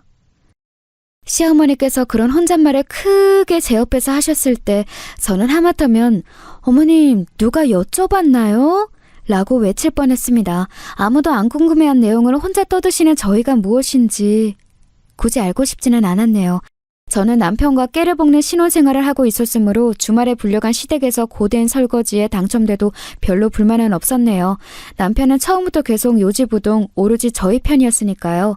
남편이 저에게 제발 결혼해달라며 졸라댄 것은 저를 얕잡아보는 이인조, 시어머니와 시누이도 차마 부정 못하는 사실이었습니다. 참고로 남편은 서울 토박이에요. 저하고 연애할 때 부산은 시골 아니야? 라고 했다가 저에게 등짝을 맞은 적이 있습니다. 그래서 제가 남편을 데리고 부산 여행을 갔었죠. 해운대를 직접 가보니 너무 즐거워하던 남편을 데리고 대구에 가서 각종 먹거리들도 맛보여 주었고요. 어느 때에는 전라도에 내려가서 멋들어진 자연 관광지를 쫙 돌았습니다. 그랬더니 지방 여행에 남편이 눈이 확 트인 거예요. 모르고 살았는데 나는 이런 거를 너무 좋아하는 것 같아. 너랑 살면서 평생 이런저런 곳 구경하고 놀러다니면서 살고 싶어. 어느 날 남편이 유독 수줍은 기색으로 저에게 그런 말을 했을 때 처음 알았었죠. 이 남자가 저와 결혼을 하고 싶어 한다는 건 말입니다. 제가 명색의 시골 출신이기 때문에 남다르기는 했습니다. 남편의 길을 걷다가 와, 로즈마리가 있네? 허브가 길가에 막 놀렸어. 이랬을 때 제가 알려주었죠. 자기야, 그건 쑥이야. 냄새를 맡아보면 알잖아. 그랬더니 남편이 화들짝 놀라더군요. 어느 날은 해사한 분홍 색감의 꽃을 보면서 색이 신비롭다. 이런 특이한 꽃은 이름이 뭘까? 라고 하길래 제가 고민하다 정답을 알려주었습니다. 자기야, 그거 장미야. 장미가 빨간 장미, 흰 장미만 있는 게 아니라서 그런 것도 장미과에 속해. 그때 남편의 눈이 튀어나오려고 했었죠. 그 정도로 남편은 자연이라든지 아무튼 그런 것에 문외한이었어요. 저하고 다니는 걸 무척 즐거워한 이유였죠. 남편은 멀리 여행이라고 해봤자 학교 방학 때 자기 사촌들이 살고 있는 독일에 다녀오는 게 전부였고 군대 가기 전에 미국 여행을 2주 다녀온 게 큰일이라고 했습니다.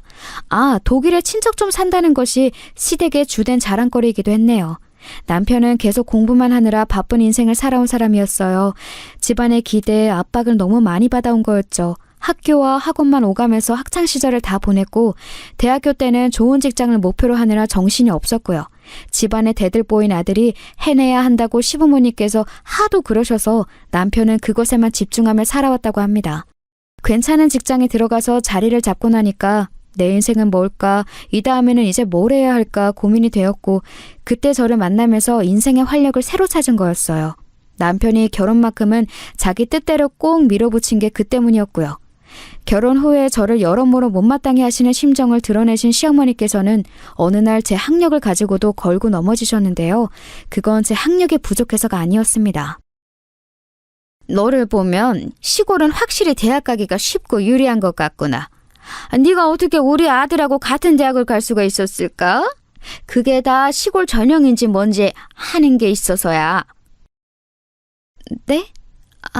어머님, 저는 오빠하고 같은 대학 안 나왔는데요. 뭔가 잘못 아신 것 같아요. 나도 알아. 다른 대학이긴 한데 수준이 같으니까 그냥 그렇게 말을 한 거야. 대학에 급이란 게 있잖니? 그 급이 같으니까.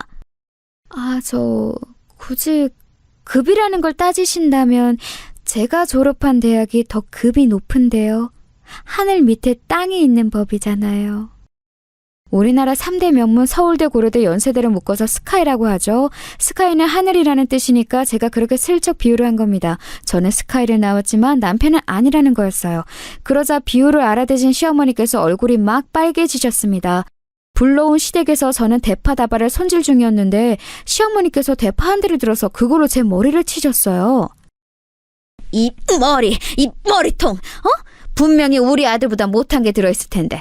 그래야 하는데 왜 시골 촌구석에서 학원도 하나도 안 다녔는데 우리 아들보다 좋은 대학을 가고 난리야?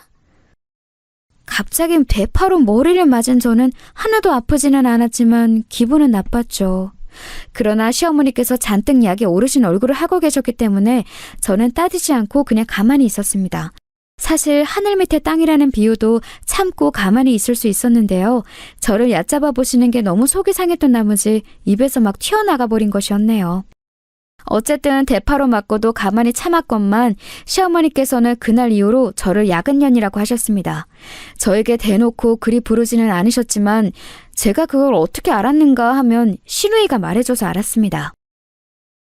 우리 엄마가 옳게 보고 자꾸 야근년이라고 하면서 말씀을 하시는데 내가 다 미안해 옳게. 우리 엄마가 좀 기분 파여서 그래. 기분 풀어지면 다시 호칭 원상복구 될 테니까 걱정하지 마. 맞다. 원래 호칭은 근데 뭐였지? 야근년 말고 시골년? 이거였나? 네. 형님은 저에게 별걸 다 알려주시네요. 친근감의 표시라고 생각하고 좋게 받아들일게요. 당연히 좋게 받아들여야지. 나쁘게 받아들인다는 선택지도 있었던 거야? 옳게 시골 순박한 여자인 줄 알았는데 우리 엄마의 눈썰미대로 야근년이 맞나 봐. 황당하게 얄미운 소리를 하면서 사람 속을 긁어놓는 시누이는 저와 처음 보는 자리에서도 범상치 않은 면모를 보인 바 있는 사람이었습니다. 그때 저에게 했던 말이 뭐였더라? 자기는 백화점 말고 다른 곳에서도 쇼핑이 가능하다는 걸 안 지 몇 년 안 되었다고 했던가? 뭐 대충 그런 소리를 하면서 저보고 시골에도 선크림이 있는 건지 살이 별로 안 탄 것 같다고 했었죠. 제가 대학을 서울로 와서 그 이후로 계속 주로 서울에 살았건만 웬 시골 선크림 이야기인가요? 백화점 말고 다른 데가 있는 줄 몰랐다는 건 자기가 우물한 개구리라고 광고하는 꼴처럼 보였습니다. 너무 기가 막혔는데 그게 다 의스대는 것이라는 것을 알고는 그냥 적당히 맞춰줬습니다. 자기는 서울도시 깍쟁이 여자이고 없이 살아온 적 없는 집 자식이고 결혼 잘해서 돈 잘 버는 남편 둔 사람이라는 걸 저에게 과시하고 싶어 했어요. 시누이의 남편, 그러니까 제 시매부는 장사를 하는 사람이었습니다. 당시에 젊은 사람들에게 엄청 인기 많았던 카페, 그리고 일본식 덮밥 식당을 동시에 운영하는 수완 있는 사업가로 볼 수 있었죠. 카페와 식당이 한 건물에 있었기 때문에 가게들의 상황을 면밀히 체크하면서 시매부가 관리를 잘했습니다. 기본적으로 그 건물 위치가 서울 강남 한복판이라는 게 엄청났고요. 사위 잘 두었다고 시부모님께서 어깨에 힘이 들어가 계셨음은 뻔한 일이었습니다. 네가 광고하는 것 같아서 새삼 알려주는 건데 내가 바로 강남에서 잘 나가는 사업장을 둔 성공한 젊은 사업가의 장모 되는 사람이야. 너는 이런 의미가 대관절 뭔지는 알겠니? 네? 좋은 의미 아닐까요? 저도 덕분에 가서 덮밥 먹어보고 카페 음료도 마셔봤는데요. 맛도 훌륭하지만 인테리어를 감각적으로 잘 해놔서 인기가 많은 것 같았어요. 센스가 대단한 가게들이었습니다. 저희 동네에도 그런 거 생기면 좋겠다 싶더라고요. 그 동네에 생겨봤자 뭘 하겠어? 강남이니까 대단해 보이고 그렇게 성님이 바글바글한 거야. 바로 강남이니까. 아이고 이 시골 촌거사. 하여간 얘는 자기가 얼마나 대단한 집안에 시집을 온 건지도 전혀 자각이 없어요, 자각이. 시어머니께서는 직장 잘 잡은 사람 위에 강남에서 성공한 사람이 있고 더 그 위에는 강남에 건물이 있는 사람이 있다고 했습니다. 모름지기 강남에 집이 있고 건물이 있는 것보다 후련하게 속편한 인생은 없다고도 하셨죠. 그런 야욕을 가지고 살아가야 하는 법인데 저를 보면 한가한 시골 풍경이나 그려지는 것 같아서 속이 답답하다는 말씀도 하셨던 것 같네요. 자기를 싫어하는 사람 앞에서 주눅들지 않기란 어려운 법이었어요. 게다가 저는 며느리 입장이었으니 왠지 시댁에 미운 털부터 박힌 채로 결혼 생활을 했음이 실감이 나서 약간은 주눅이 들고 말았습니다. 지방에 본가를 두고 대학이나 직장 때문에 서울에 올라왔다가 눌러 사는 사람이 얼마나 많은데 왜 저만 그렇게 시골 사람이라고 폄하시면서 못마땅해 하시는 건지 너무 속이 상하기도 했어요. 남편은 시골이든 뭐든 다 좋아라고 하는 사람이었기에 혹시 시어머니께서도 속으로는 시골을 너무 좋아하시지만 뼛속까지 도시 여자인 척 하시려고 일부러 그러시는 걸 수도 있다는 생각이 잠시 들었습니다. 그래서 저는 주말을 이용해 집에 내려가 있다는 남동생에게 부탁해서 예쁜 시골집의 전형인 저희 친정집의 전경과 그 일대의 풍경 사진들을 찍어서 보내달라고 그랬어요. 그리고 남편에게 멋진 사진을 추려달라고 한 뒤 그걸 시어머니께 보여드렸습니다. 어머님, 결혼식 전에 영상으로만 제 친정집을 보셨었죠? 제가 사진을 가지고 와봤어요. 이렇게 보시는 게 더 좋을 것 같아서요. 마을 풍경이 정말 고즈넉하고 예쁘죠? 사진 작가들도 종종 와서 작업을 하고 갈 정도예요. 아, 바로 여기 마당에 화분 쫙 있는 집이 제 친정집이에요.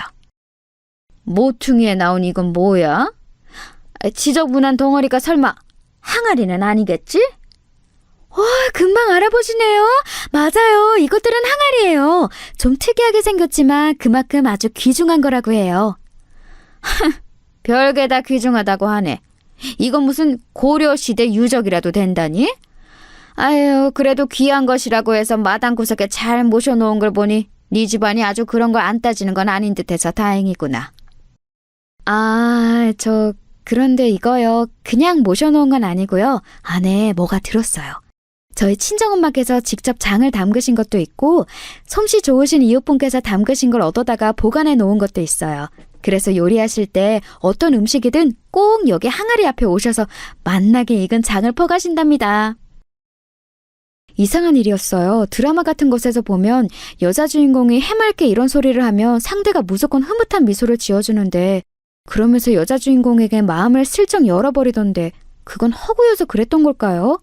저는 그 이전보다 훨씬 싸늘하게 식은 시어머니의 눈초리를 받고서 조용히 고개를 떨고야 했습니다.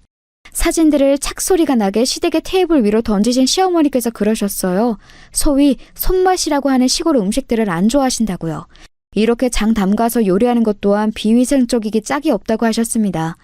이러다가 제가 남편이 밥상에 비위생적인 시골 음식을 올린다고 트집까지 잡으실까 봐서 저는 얼른 자리를 떠버렸어요. 시어머니의 발언이 너무 저에게 상처를 주는 것이었다는 걸 깨달은 건 집에 온 이후였네요. 왠지 기분이 가라앉아서 그다음부터는 시어머니께 저도 굳이 용을 써가면서 활발한 척을 하지 않았습니다. 떡줄 사람은 생각도 안 하는데 저 혼자 헛짓거리를 한 것 같아서였죠. 그러던 어느 날 친정엄마와 통화를 하고 있었는데요. 제 남동생이 그때는 아직 제 올케하고 결혼을 하기 전이었는데 마침 저희 친정 부모님 댁으로 찾아가 인사를 드린 시기였습니다. 시골 동네 근처로 드라이브도 할 겸 데이트를 나왔다가 친정 부모님 댁에 겸사겸사 들리게 됐다고 남동생과 올케가 그때 그런 핑계를 댔었다네요. 그러면서 은근히 친정 부모님께 올케가 눈도장을 찍고 인사를 드렸던 거예요. 참고로 올케는 충청도와 아주 가까운 경기도 남부에서 태어나 평생을 살아온 그쪽 토박이었습니다. 한적한 지역에서 살아온 사람이라 그런가 사람이 아주 유순하고 융통성 있고 약간의 넉살도 있고 좀 그런 편이었어요. 친정 부모님은 남동생과 올케에게 당연히 왔는데 그냥 갈 수는 없다면서 밥이라도 한술 뜨고 가라며 얼른 집에 있던 반찬하고 밥상을 차려주셨는데요. 올케가 이때 밥을 정말 맛있게 잘 먹었었나 봐요. 시골에서 직접 길러서 만든 반찬은 돈 주고 못 사 먹는다는 말을 하면서 밥을 잘 먹었는데 그 모습을 보면서 친정엄마께서는 가슴 뭉클하셨다고 합니다. 보면서 우리 딸도 밥을 이렇게 잘 먹는데 야무지게 밥 먹는 모습 보고 싶어서라도 우리 딸을 얼른 봤으면 싶네 이런 생각이 들더라. 그리고 우리 사위한테 내가 그동안 제대로 밥 한번 차려내오지 못한 것 같아서 얼마나 속으로 민망스럽던지. 아침부터 밤까지 할 일 많은 시골 사람이라는 핑계를 대고 내가 그간 소홀하고 게을렀었던 것 같아서 나 은근히 반성이 들었어. 에이, 엄마, 뭔 또 그런 소리를 하고 그러세요. 아니에요. 엄마는 절대로 소홀하신 적도 게으르셨던 적도 없어요. 동네 사람 아무나 자꾸 물어보세요. 엄마만큼 하나부터 열까지 안 놓치고 다 챙기는 사람이 또 있는지. 하여간 우리 딸, 지 엄마 의기소침하기라도 할까 봐서 득달같이 편을 들어주네. 고마워. 저기 그런데 있잖아. 너는 워낙 손끝이 야무지고 네 동생 끼니를 하도 잘 챙겨온 애라서 내가 네 남편 밥 먹는 것도 알아서 잘 살펴볼 애인데 우리 사돈부분께서는 그러고 사실까 싶어서 내가 궁금하고 염려가 되더라. 엄마, 요새는 마트에서 반찬도 잘 나오잖아요. 어머님, 아버님은 내가 보니까 주로 그런 걸 잘 사다 드시고 또 좋아하시는 것 같더라고요. 양파, 감자, 마늘 이런 건 집에 늘 안 떨어지게 놓고 사셔서 기본적인 건 다 하시지만 하는데 손이 많이 가는 메뉴라든가 이런 건 종종 사드세요. 마트에서 이제는 그런 거 배달도 해요. 엄마, 세상 이렇게 좋아진 거 모르셨죠? 그런 것도 다 배달을 해? 아이고야, 너무 좋아져도 나는 무섭다 얘. 그리고 그런 공장에서 만든 것들이 정말 좋아서 드시겠니? 꼭 그런 의미는 아닐 거야. 저는 직접 시댁을 겪어오면서 살고 있는 사람이니까 친정 엄마의 말씀에 그거야말로 아니에요 라고 말을 하고 싶었으나 너무 오버하는 것 같아서 그냥 웃어 넘겼습니다. 시아버지께서는 공사 다망하신 분이라서 식사를 밖에서 해결하실 때가 종종 있었고 시어머니께서는 원체 입이 짧으신 분이에요. 심해부의 카페, 식당 이런 걸 높이 평가하시며 무척 자랑을 하시지만 정작 거기 가셔서는 별로 드시지도 않을 정도이죠. 신호에는 몸매 관리를 해야 한다며 먹는 것에 꽤 예민하게 구는 사람이었습니다. 여자라면 365일 다이어트를 하는 게 당연하다고 그랬어요. 제가 남편하고 가끔 출출한 밤이면 온갖 생채소와 나물 반찬 때려넣고 비빔밥을 해먹는다고 말을 했을 때 마치 무슨 원시인들 보듯이 저희 부부를 쳐다보기까지 했었네요. 내 동생은 남자니까 그렇다 치고 옳게 그렇게 살다가 어느 순간 훅 가는 거야. 어느 날 갑자기 살이 확 쪄 있겠지. 그때가 되면 먹는 양을 조절해도 이제 살이 안 빠진다? 나이 드는 무서움을 옳게는 모르네. 시골 사람이라서 세련되게 미래를 준비하는 법도 전혀 모르는 건지 뭔지. 제가 시골 사람인 거하고 잘 먹는 거하고 무슨 상관이 있어요? 저는 제 친정에서 가끔 보내주시는 직접 키운 농작물을 배부르게 양껏 잘 먹으면서 사는데 한 번도 살이 찔 걱정은 안 해봤습니다. 건강한 시골 밥상 위주로 먹어서 그런 건가 봐요. 형님은 도시 사람이라서 이렇게 드실 생각은 못 하셨나 보네요. 뭐야? 말 싸가지 없게 하는 것 봐? 옳게 지금 어디서 눈을 부릅뜨고 말대꾸를 따박따박 하는 거야? 옳게는 윗사람이 우스워 보여? 자기는 맨날 저한테 오만 소리 다 해대고 비꼬는 게 특기이면서 밝힌 지렁이가 한 번 꿈틀한 것 가지고 엄청 화를 내더라고요. 신호의 태도에 기분이 나빴지만 남편이 얼른 제 편에 들어줘서 금세 어깨가 펴졌습니다. 남편은 신호이를 향해 제발 부탁인데 남 상관 말고 본인 인생이나 잘 챙겨라고 시원한 소리를 해줬지요. 그 말이 맞았습니다.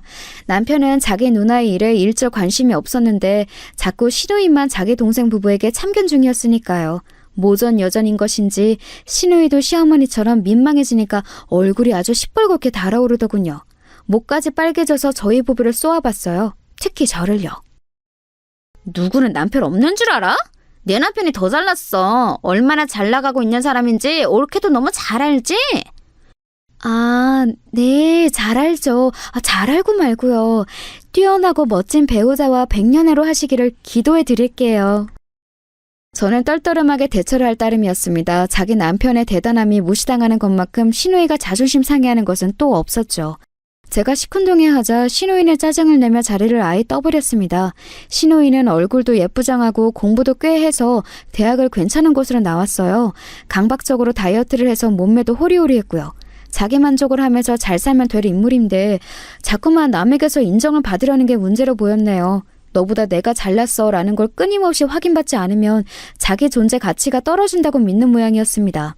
심해부가 집안이 좋은 건 아니지만 과감하게 강남에서 자기 가게를 시작해볼 엄두 배짱은 있는 분이셨고요. 강남처럼 가게의 입지를 럭셔리하게 키우기 좋은 곳은 없다고 본 것도 심해부의 날카로운 판단력이었을 겁니다. 자기 능력으로 성공하는 남자와 결혼한 것을 신우이는 무척 자랑스러워했어요. 시부모님의 기대와 관심을 한몸에 받고 살아온 건 남편 쪽이었죠. 그래서 신우이는 더 사랑받고 더 인정받고 싶다는 욕구를 키워온 것 같았네요. 대학 입시에 조금 미끄러진 신우이는 대학 재학 때 약간 풀이 죽었었고 대기업 입사도 결국 미끄러졌을 때는 망연자실했다고 합니다. 사실 객관적으로 너무 좋은 대학, 너무 좋은 직장을 잡은 것이었지만 신우이는 그렇게 보지 않았나 봐요. 자기 동생보다 월등한 결과를 내야 한다는 강박이 있었으니 말입니다. 그런 신우이가 강남에 떡하니 자기 가게 차려서 젊은 사람들 사이에서 인기를 얻고 있는 사업장의 주인과 결혼을 하였으니 입이 찢어질 수밖에 없었나 봐요. 결혼한 이후로 시부모님께서 전에 없이 신우이에게 흐뭇한 미소를 지어주시면서 크게 인정하는 자식이라고 축켜 세워주셨다고 하니까요. 그런데 마침 자기 동생은 웬 깡촌 시골의 친정이라는 여자하고 결혼해서 간소하게 짝이 없는 실혼 생활을 시작하니까 속이 아주 고소하지 않았겠어요? 그러면서도 시어머니께서 저를 못마땅해 하시니 거기에 동조를 하면서 더 잘 나갈 수 있었던 내 동생을 망친 주범이라고 저를 여기는 그런 이중적인 마음을 가졌습니다.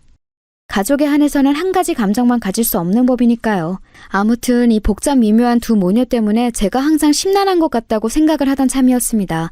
친정엄마께서 생각지도 못한 행동을 하셨어요. 결혼하고 직후였던가 아니면 직전이었던가 그때 시댁에 대해 친정 부모님께서 한창 물어보실 때였는데 그러면서 제가 시댁의 집 주소도 알려드린 적이 있었나 봐요. 친정엄마께서 시댁으로 택배를 보내신 겁니다. 직접 정성껏 조금씩 기른 것들로 반찬을 만드셔서 말입니다.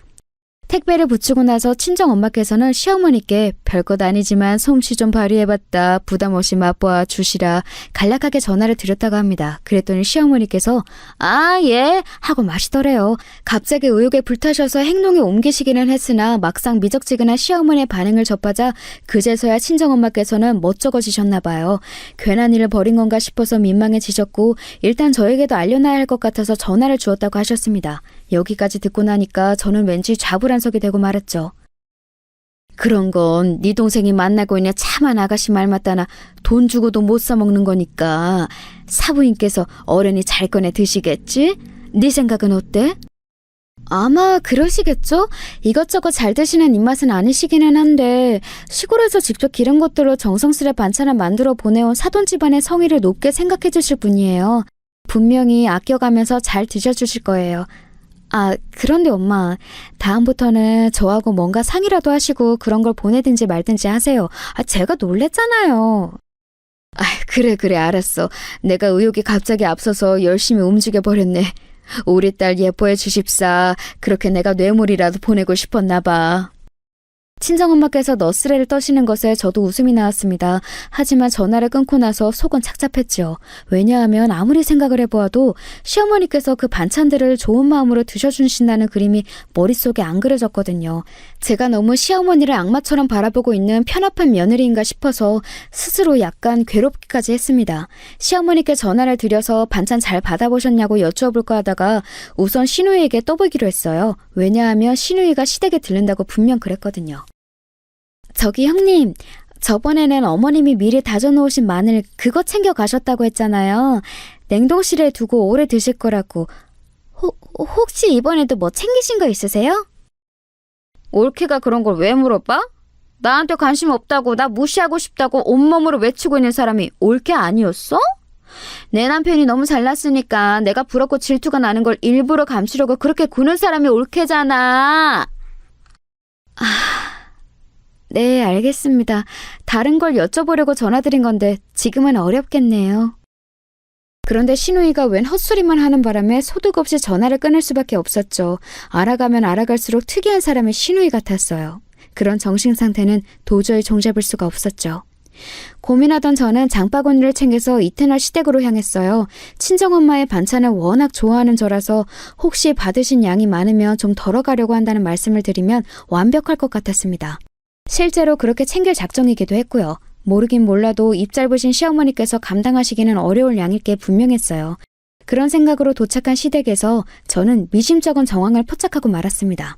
시어머니께서는 지인분과 한창 통화 중이셔서 제가 들어서자 눈인사만 보내오셨고요. 그래서 저는 슬그머니 부엌으로 가서 친정엄마의 반찬을 확인했습니다. 그런데 없는 거예요. 아무리 살펴봐도 친정엄마께서 보내셨다는 그것들이 보이지 않았습니다.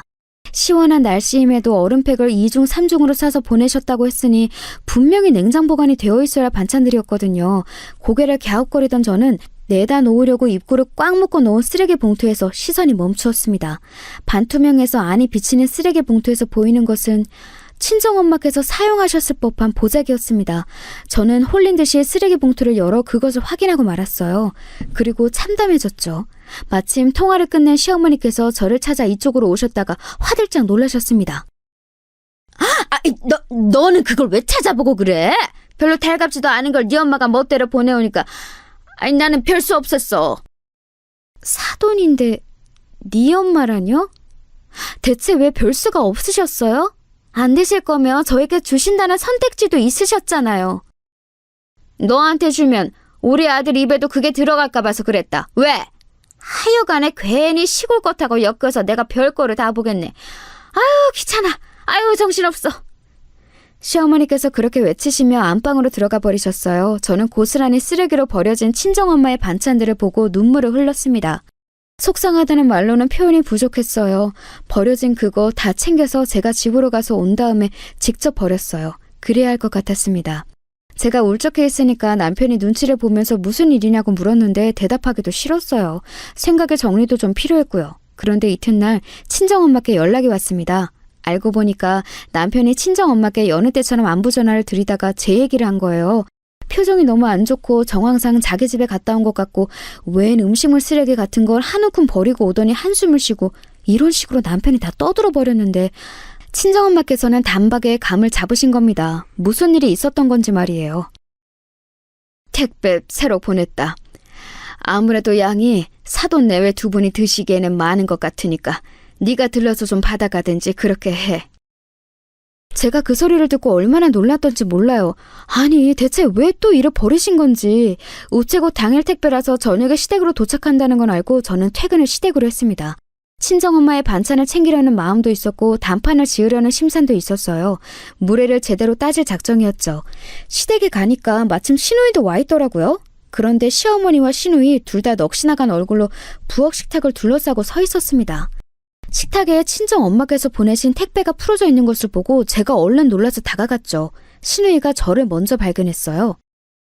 올케? 마침 잘 왔어. 설명 좀 해줘. 이게 어떻게 된 일이야?